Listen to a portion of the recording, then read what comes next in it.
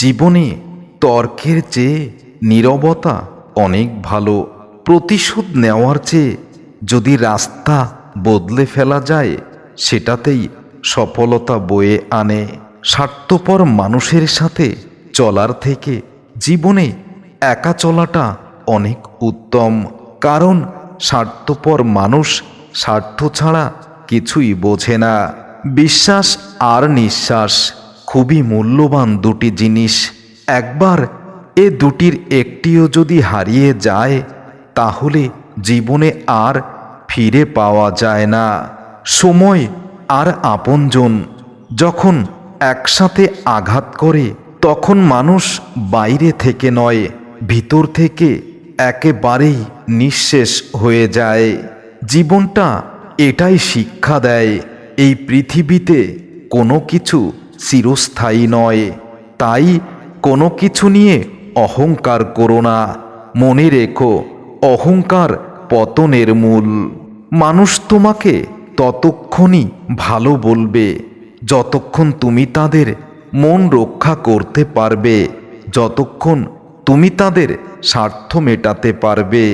ইচ্ছেগুলো আজ বিশ্বাসের কাছে চমৎকারভাবে হেরে গেছে। আমি বুঝেছি, মানুষ সুযোগ পেলেই বদলে ফেলে তাদের জীবনের রং। প্রচণ্ড ভালোবাসা পাওয়ার পরেও মানুষটা হয়তো অবহেলা পেয়ে মরে যায় না, কিন্তু তার ভিতরে থাকা ভালোবাসাগুলো সেই অবহেলার কারণে ধীরে ধীরে ভিতর থেকেই মেরে ফেলে দেয়। শূন্যতা অনুভব করা যায় যদি ভালোবাসাটা পবিত্র হয়। আমি তোমাকে পবিত্রভাবেই ভালোবাসি। তোমাকে ভালোবাসার ভিতরে আমার কোনো রকম কোনো স্বার্থ নেই। স্বার্থের আঘাত লাগলে মানুষ রূপ বদলে নেয়, আর স্বার্থের কারণে মানুষ রূপ বদলাতে এক সেকেন্ডও সময় নেয় না।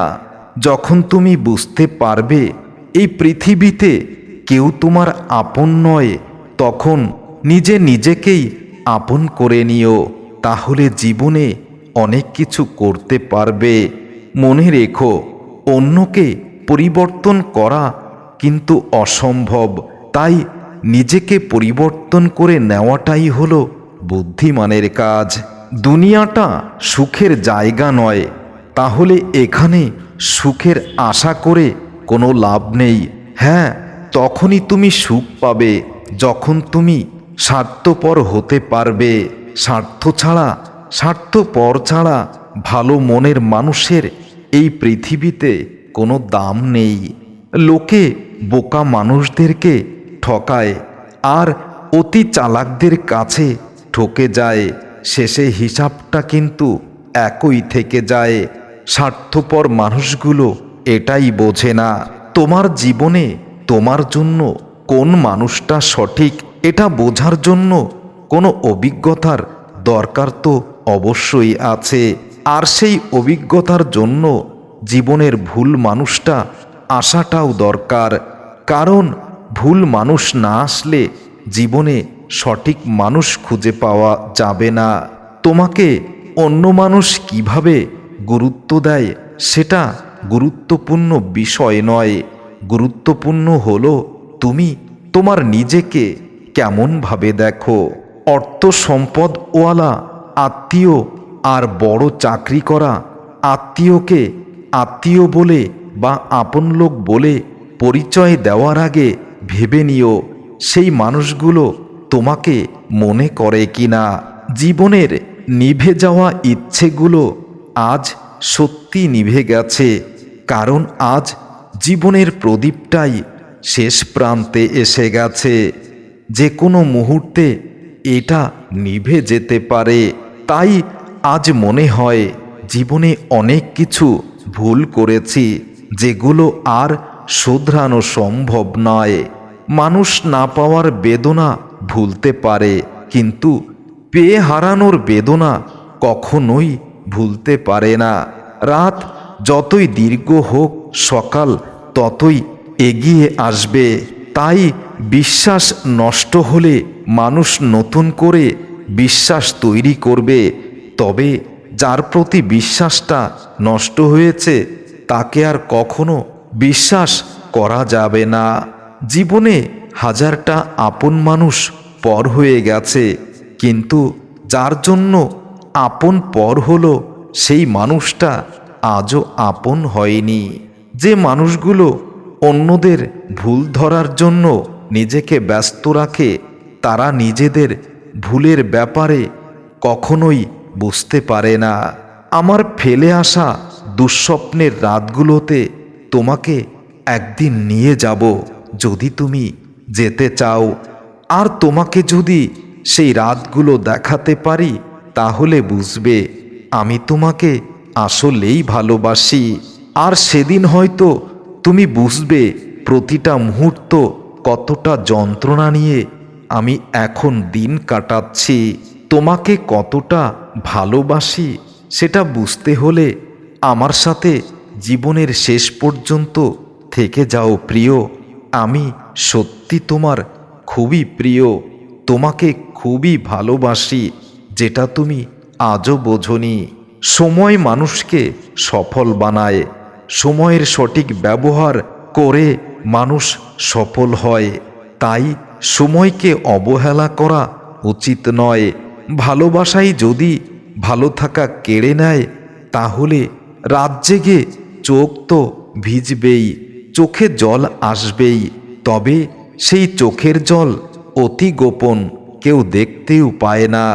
অনেক কথা আমার ভেতরটাকে ভেঙে চুরমার করে দেয়, তবুও এমন অভিনয় করি যেন কোনো কিছুই হয়নি আমার।